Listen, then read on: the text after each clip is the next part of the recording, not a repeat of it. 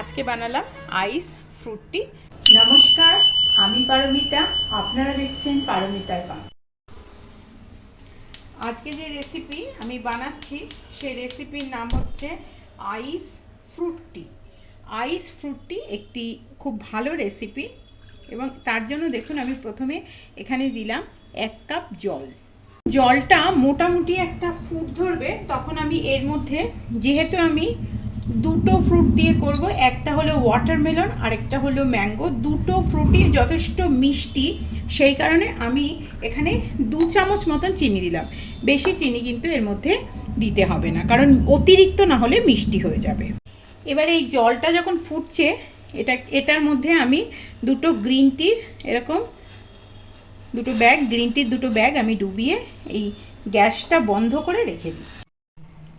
এইটা যেরকমভাবে চা তৈরি করে ওই রকমভাবে ডিপ ডিপ করে একটু এরকম চাটা প্রথমে তৈরি করে নিতে হবে এবং এই চাটাকে সম্পূর্ণভাবে ঠান্ডা করে কিন্তু নিতে হবে।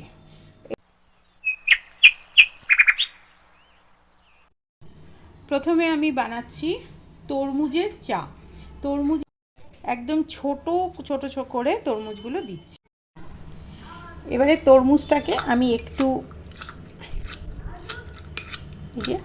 এইভাবে, তরমুজটা কিন্তু মিক্সিতে বেটে কিন্তু এরকম শরবতের মতন যেরকম বানান সেরকম কিন্তু বানানো যাবে না। দেখতে পাচ্ছেন একটা এরকম ক্রাশ করে নিলাম। এর মধ্যে দিয়ে দিচ্ছি আমি একটু পুদিনা পাতা, দিচ্ছি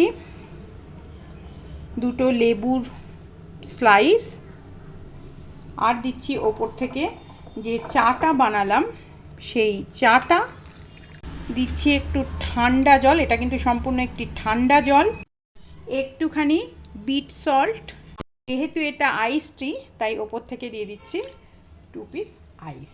দেখুন কত সুন্দর তৈরি হয়ে গেল একটি ফ্রুট টি, তরমুজের টি। ঠিক এই রকমভাবেই আমি বানাবো ম্যাঙ্গো টি।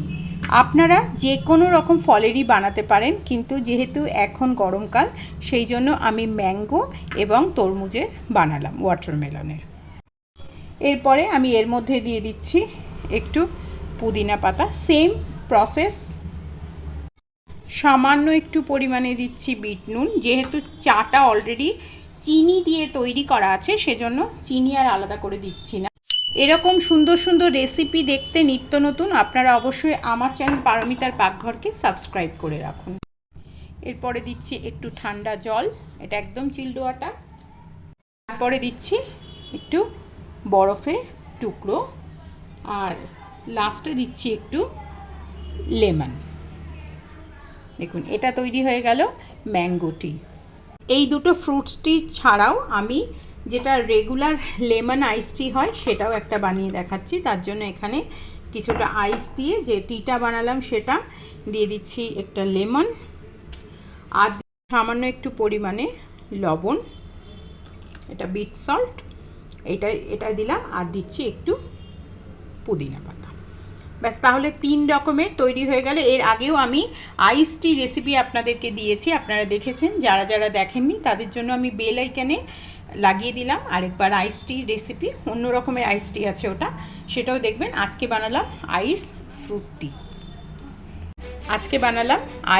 ফ্রুট টি। আশা করি আজকে আমার এই অভিনব রেসিপিটি আপনাদের ভালো লাগলো। যদি ভালো লেগে থাকে তাহলে অবশ্যই আপনারা আমার চ্যানেলটিকে সাবস্ক্রাইব করে আমার সাথে থাকবেন।